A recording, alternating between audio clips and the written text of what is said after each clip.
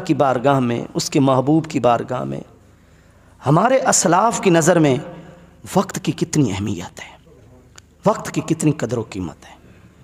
हम बहैसियत उम्मत मुस्लिमा सबसे ज़्यादा वक्त के मुहाफ़िज़ हैं, सबसे ज़्यादा होना चाहिए, लेकिन मौजूदा हालत हमारे सामने है।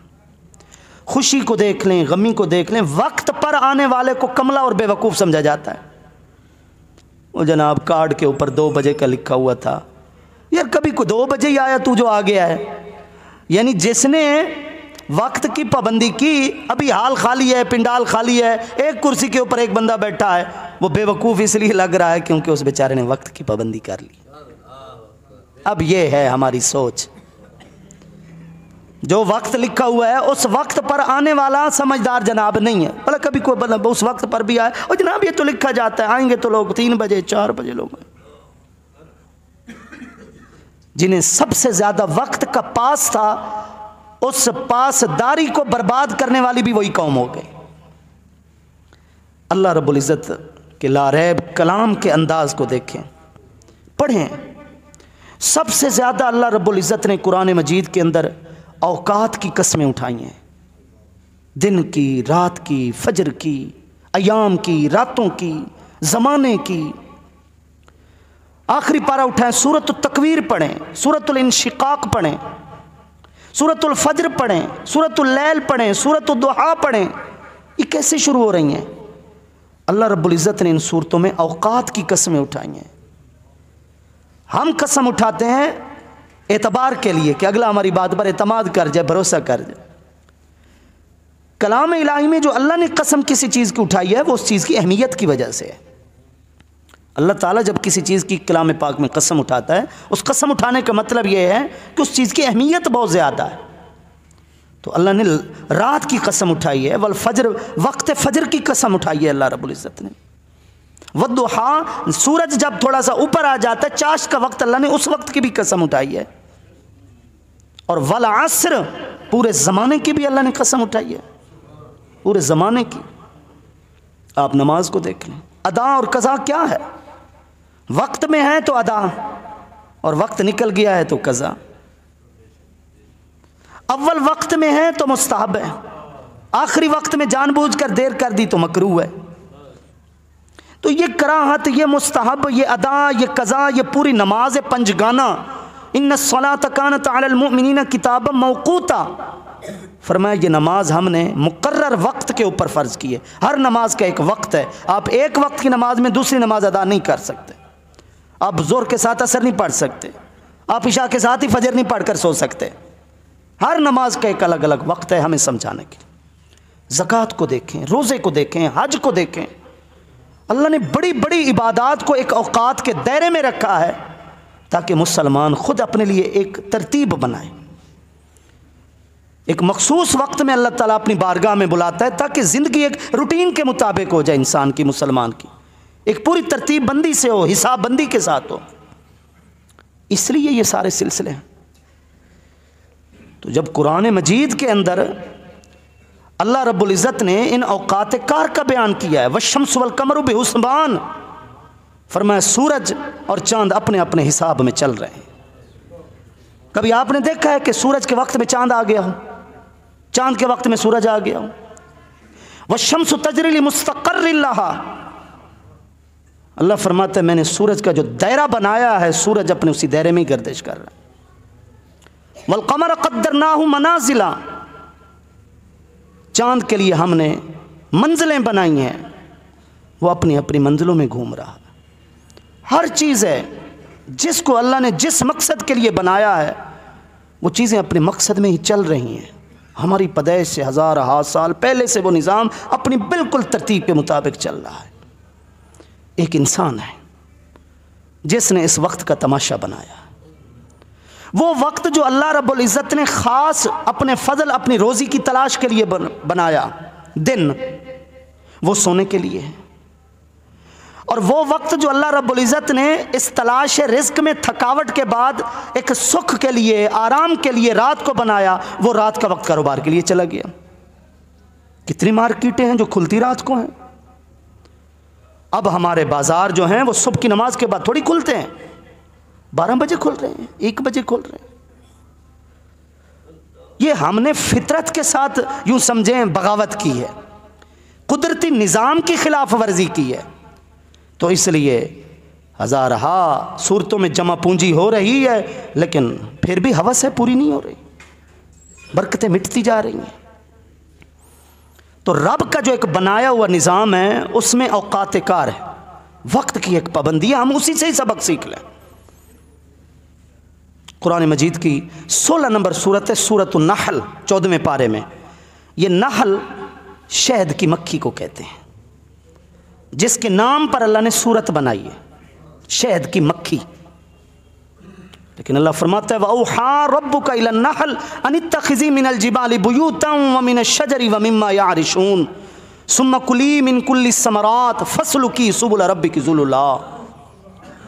हमने उस शहद की मक्खी को इल्हाम किया, उसके दिल में ये बात डाल दी कि तुमने पहाड़ों में बसेरा करना है, दरख्तों पर बसेरा करना है, छतों पर बसेरा करना है, और तुमने जाना है और मुख्तलिफ फलों से रस चूसना है, और तुमने मेरे रास्ते जो मुकर्रर हैं तेरे लिए उनके ऊपर आजिज़ी के साथ चलना है, उड़ना है।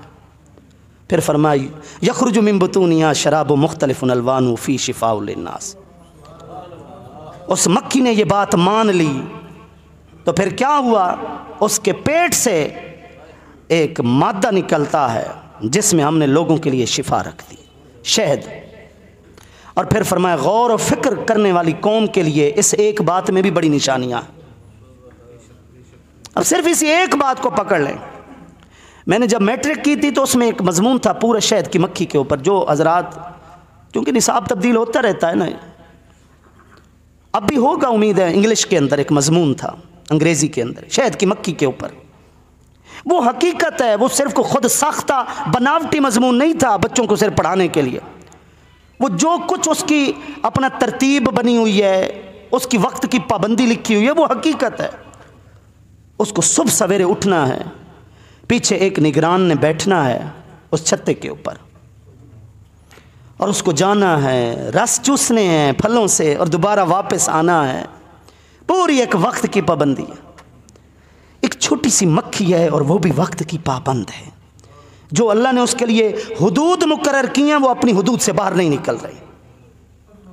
और एक हम हैं, वक्त का ज़िया कोई हमसे सीखे, खुशी है, गमी है, अब देख लें, कोई वक्त की पाबंदी नहीं है। पाबंदी करने वाले को कहा जाता है यार तू किस दौर की बातें कर रहा है, तुझे तो हवा ही लगी ज़माने की। ये आज की बात है। मेरा एक प्रोग्राम था मत्ती तल से आगे, मैं वहीं से आया हूँ। अब जुमा से पहले मेरे साथ उन्होंने वादा किया था कि 11 बजे ख़त्म शरीफ और आपको रुख्सत कर दिया जाए। 11 बजे मैंने छोड़ा मैक, मैंने कहा जी सामान ले आए, वैसे तो सामान ज़रूरी नहीं है ख़त्म के लिए, लेकिन ले आना चाहते हैं तो ले आए। जी 11:15। मैंने कहा क्यों 11:15, जब बोला ही 11 है तो फिर 11:15 क्यों? बस जी 11:15। क्या करें, एक बंदा गया बैठा है वहाँ, क्या करें, क्या उनकी महफिल को ख़राब करें? ये चीज़ें हमने खुद ख़राब की हैं। अब इन चीज़ों को दोबारा बनाना संवारना भी हम सब का इसमें मुश्तरका एक हिस्सा है, अपना अपना हिस्सा मिलाना है। आप दीनी एतबार से ना देखें, आप दुनियावी एतबार से देख लें। जो लोग कारोबार में, बिजनेस में, मईशत में तरक्कियां जिन्होंने की हैं ना, आप देख लें उन्होंने वक्त की पाबंदी की, उन्होंने वक्त को ज़ाय नहीं किया। आप उनकी कहानियां पढ़ें, आप बिल गेट्स को पढ़ें, आप बहरिया टाउन वाले मलिक रियाज को पढ़ें, कैसी कैसी इनकी ज़िंदगियां थी। ये बात को मैंने पढ़ा इसलिए मैं मिसालें दे रहा हूँ। बाकी ये मेरा मैदान नहीं है कि इसमें मैं वो बातें करूँ जो मेरे मैदान के मुतल्लिक ही नहीं है। लेकिन आप दुनियादारी में चले जाएं, जो लोग बहुत बड़े बिजनेसमैन बने हैं उनकी ज़िंदगी एक मेहनत से भरपूर ज़िंदगी है। एक है अब्बा और दादा की जायदाद जो तरके में मिली, वो और बात है। जिन्होंने खुद जायदादें बनाई हैं, जिन्होंने मेहनतों से जमा पूंजी की, उनकी ज़िंदगी को देख लें। वक्त की पाबंदी आपको ज़रूर नज़र आएगी। वो वक्त के पाबंद थे हमारे बुज़ुर्ग, जो ये सब जायदादें बना गए। वक्त के पाबंद थे, दियानतदार थे, वक्त की कदर उन्होंने की है। दीन में तो फिर हज़ारहा मिसालें, अगर हमारे बुजुर्ग, हमारे असलाफ वक्त की कदर ना करते, आप यकीन कीजिए इस्लामी उलूम इस तरह ना होते जिस तरह आज हैं।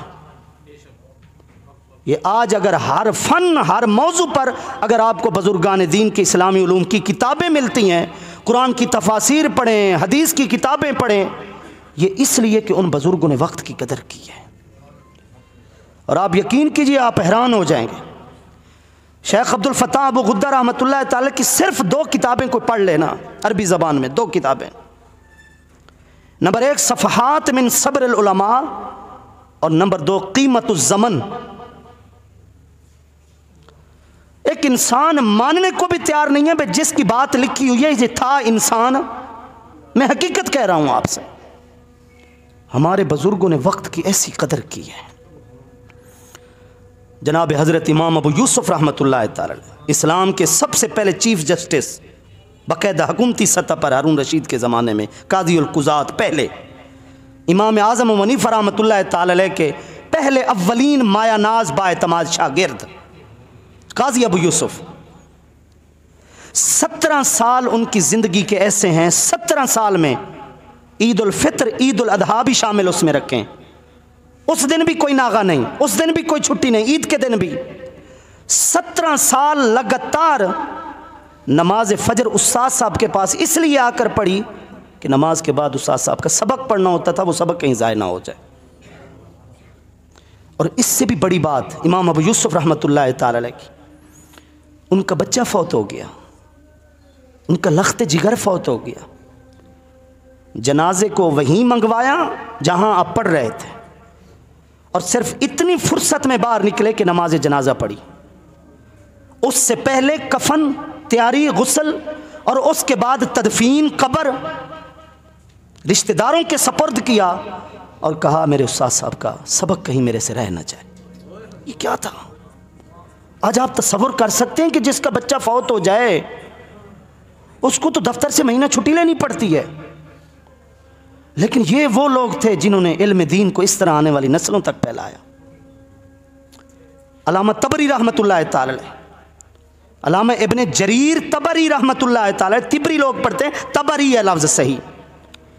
इनकी तारीख़ मशहूर है, इनकी तफसीर मशहूर है। बहुत कम अरसे में 6000 सफ़हात लिखे। ये उस सफ़े की बात नहीं हो रही जिससे हम वाकिफ़ हैं, कापी दस्ते वाला सफ़ा।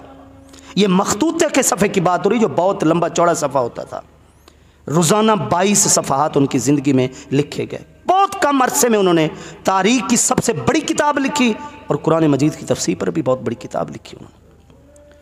मुहद्दिसीन में एक नाम आता है अल्लामा इब्ने अकील रहमतुल्लाह ताला अलैह। अल्लामा इब्ने अकील ने वैसे तो बहुत कुछ लिखा और भी किताबें लिखी। उनकी एक किताब थी अल-फुनून के नाम से, अल-फुनून, 800 जिल्दों के ऊपर। क्या कह रहा हूं? 800 जिल्दों के ऊपर सिर्फ एक किताब। ये कैसे लिख गए ये लोग? इसलिए कि इन्होंने वक्त को ज़ाय नहीं किया, वक्त की इन्होंने पाबंदी की, वक्त की इन्होंने पासदारी की।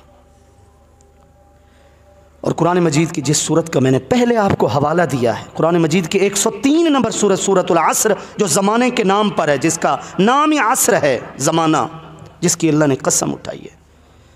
इमाम राजी उसकी तफसीर में लिखते हैं, इमाम फ़खरुद्दीन राजी फरमाते हैं, इन्न दहरा व ज़माना मिन जुमलति उसूल निअम, ये वक्त अल्लाह ताला की नेमतों में से बुनियादी नेमत है, आम नेमत नहीं है, बुनियादी नेमत है। और हज़रत इमाम शाफ़िई रहमतुल्लाह ताला अलैह इस सूरत के बारे में लिखते थे, लौ लम यंजिल गैरु हाज़िही सूरा लकफ़तिन नास, अगर पूरा कुरान नाजिल ना होता, सिर्फ यही एक छोटी सी सूरत भी नाजिल हो जाती ना, पूरा कुरान 114 सूरतों पर 30 पारों पर ना होता, कुरान मजीद में सिर्फ यही एक छोटी सी सूरत होती, लकफ़तिन नास, लोगों की इबरत के लिए एक सूरत ही काफ़ी थी। ये इतनी बड़ी सूरत, वैसे हुजुम में तो छोटी है, अल्फाज और हुरूफ में छोटी सी सूरत है। वल अस्र इन्नल इंसान लफ़ी खुस्र इल्लल्लज़ीना आमनू व अमिलुस्सालिहाति व तवासौ बिल हक़ व तवासौ बिस सब्र। बस सूरत ख़त्म। लेकिन इस सूरत का सहाबा कराम के अंदर भी मकाम इतना था कि 2 सहाबी जब आपस में मिलते थे, लम यतफ़र्रक़ा हत्ता यक़रअ सूरत वल अस्र सुम्मा युसल्लिमु अहदुमा अलल आखर।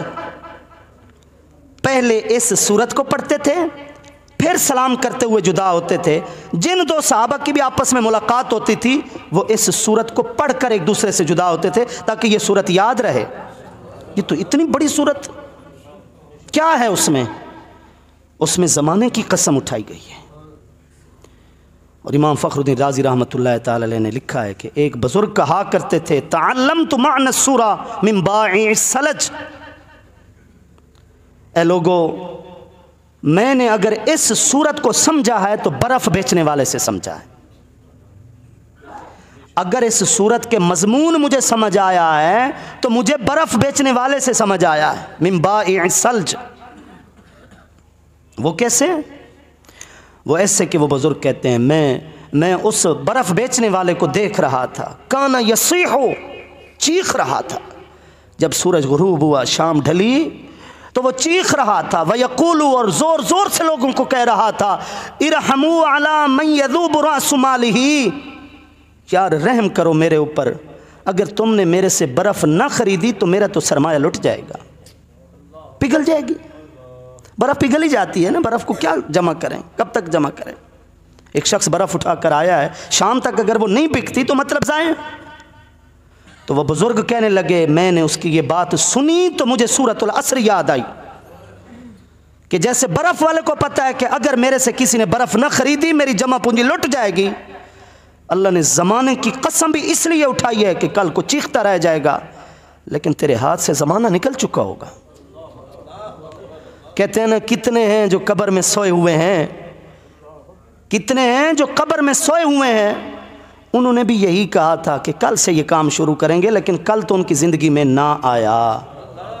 कल आया लेकिन उनकी ज़िंदगी में ना आया। इसी कल नहीं हमें पता नहीं कि क्या कुछ कर दिया है। हो रही है उम्र मिसले बर्फ़ कम, चुपके चुपके लम्हा लम्हा दम बदम। बर्फ़ की तरह तुम्हारी ज़िंदगी कम से कम तर होती जा रही है और चुपके चुपके हो रही है, तुम्हें पता भी नहीं चल रहा। एक एक लम्हा, एक एक सांस कम ही होती जा रही। ये वक्त बढ़ नहीं रहा, कम हो रहा है। ज़िंदगी हमारी बड़ी नहीं हो रही, छोटी हो रही है। वक्त तो मुकर्रर है ना पीछे से। एक वक्त अगर आप मुकर्रर कर लें कि 6 महीने में मुझे ये काम करना है, तो रोज़ाना की बुनियाद पर एक दिन बढ़ थोड़ी रहा है। 6 महीने से 7 महीने, 7 महीने से 8 महीने नहीं, वो एक दिन कम हो रहा है। हमारी उम्रें लिखी हुई हैं हमारे रब के पास, हमारा वक्त एक मुकर्रर है। रोज़ यूँ समझें आपका एक दिन एक दिन एक दिन ख़त्म हो रहा है। और जो बड़े सवालात होंगे ना कल बरोज़ हश्र, बड़े जो सवालात होंगे। मशहूर सूरत कुरान मजीद की सूरह यासीन से पहले वाली जो सूरत है, 35 नंबर सूरत। मैं आपके ज़िम्मे एक काम लगा रहा हूँ, अगर आपके पास फुर्सत हो तो, और खुदा करे कुरान पढ़ने के लिए तो फुर्सत हो ही हमारे पास। खुदा के लिए कुरान पढ़ने की अगर किसी के पास फुर्सत नहीं है तो उससे बड़ा तो कोई बदबख्ती नहीं है ना। कुरान पढ़ने की भी अब उसके पास फुर्सत नहीं है। ये सूरह फातिर जो है ना, 35 नंबर सूरह फातिर 22वें पारे के अंदर, इसके मज़ामीन बड़े कमाल के। एक एक रुकू को भी अगर आप रोज़ाना तफसीर के साथ पढ़ें, बड़ा एक लम्हा फ़िक्रिया, यकीन कीजिए एक एक आयत के अंदर तमाम मज़ामीन शुरू से लेकर आखिर तक झंझोड़ के रख देने वाले। और इसी में एक आयत ये भी है, 37 नंबर आयत, कि एक सवाल ये भी होगा कल बरोज़ हश्र, अवलम नुअम्मिरकुम मा यतज़क्करु फ़ीहि मन तज़क्करा, क्या तुझे इतनी उम्र नहीं दी थी कि नसीहत हासिल करने वाला उसमें नसीहत हासिल कर ले। 12-13 साल से बच्चा बालिग हो रहा है। अगर माँ बाप की अच्छी तरबियत है तो बालिग होने से पहले भी बच्चा समझदार है। 70 से 80 साल एक हमारी औसत उम्र चल रही है। ज़रा पीरियड देखिए ना कितना लंबा है, कितना लंबा पीरियड है। रब फरमाएगा क्या इतनी तुझे मैंने मोहलत या उम्र नहीं दी थी कि जिसमें तू नसीहत हासिल करना चाहता तो कर सकता था। और आप अलैहिस्सलाम के इरशाद गिरामी है कि कल बरोज़ हश्र कुछ सवाल ऐसे भी होंगे जो हर इब्ने आदम को देने पड़ेंगे, और ऐसे देने पड़ेंगे कि अल्फाज़ ला तज़ूलु क़दमा इब्नी आदम हत्ता युसअला, जब तक उन सवाल का जवाब नहीं देगा इसके पाँव भी नहीं हिलेंगे। बारगाह खुदाबंदी से ये हिल नहीं सकता जब तक उन सवालों का जवाब नहीं देगा। और उन सवालों में से 2 सवाल ये भी होंगे, अन उम्रिही फ़ीमा अफना व अन शबाबिही फ़ीमा अबला। तुझे उम्र दी थी, किन कामों में खर्च की, तुझे जवानी दी थी, वो कहाँ पर खर्च की। हालांकि उम्र में जवानी भी है या नहीं, लेकिन जवानी का अलग सवाल होगा ताकि इस जवानी की अहमियत समझाई जाए। तवील दौरानिया जवानी का दौरानिया है, बचपन से जवान होने में इतनी देर नहीं लगती, लेकिन जवानी से बुढ़ापे तक एक अच्छा खासा दौरानिया है। ज़िंदगी के बारे में भी सवाल होगा, फिर जवानी के बारे में भी सवाल होगा। इसलिए वक्त की कदर करें। वो लम्हे जो सिर्फ़ और सिर्फ इबरत के लिए हैं, एक बहुत बड़ी साजिश है यहूद व हुनूद की, नफ्स अमारा और शैतान की, कि वही लम्हे इनसे छीन लिए जाएं जो लम्हे हैं ही सोचने के लिए। सैयद ज़मीर जाफ़री एक मशहूर अदीब पाकिस्तान का गुजरा है, शायर भी है, नज़म भी लिखी, नसर भी लिखी। 1966 के अंदर बतौर मेजर फ़ौज से रिटायर हुआ और गालबन 1999 में फौत भी हुआ। सैयद ज़मीर जाफ़री मशहूर शुअरा की फ़हरिस्त में उसका नाम भी आता है। तंज़ो मिज़ाह पर भी लिखा है, संजीदा भी लिखा है, और मैं कहता हूँ उसका एक संजीदा शेर है। कुछ भी ना लिखता तो उसकी शायरी के लिए ये एक ही शेर काफ़ी था। मैं हकीकत कह रहा हूँ। कहता है, खाए बगैर तो नहीं गुजारा है कोई दिन, खाए बगैर तो नहीं गुजारा है कोई दिन, सोचे बगैर कितने ज़माने गुजर गए। एक दिन तो नहीं गुजरता खाए बगैर, लेकिन कितने ज़माने गुजारे बैठे हैं और कभी बैठकर सोचा ही नहीं है किस लिए आए थे और क्या किया। शायर मशरिक़ का एक शेर है, फरमाते हैं, मौसम अच्छा पानी वाफिर मट्टी भी ज़रख़ेज़, मौसम अच्छा पानी वाफिर मट्टी भी ज़रख़ेज़, जिसने अपना खेत न सेंचा वो कैसा देहकान। देहकान किसान, काश्तकार। मौसम भी अच्छा हो, मट्टी भी ज़रख़ेज़ हो, पानी भी हो, और अब भी बीज काश्त नहीं करेगा तो कब करेगा। अब भी फसल नहीं काश्त करेगा तो कब करेगा। जवानी भी है, फुर्सत भी है, वक्त भी है, इल्म भी है, शूर भी है, पता भी है रब का फ़र्ज़ क्या है, रब को जवाब भी देना है, मौत का भी पता है। जिसने अपना खेत न सेचा वो कैसा देहकान।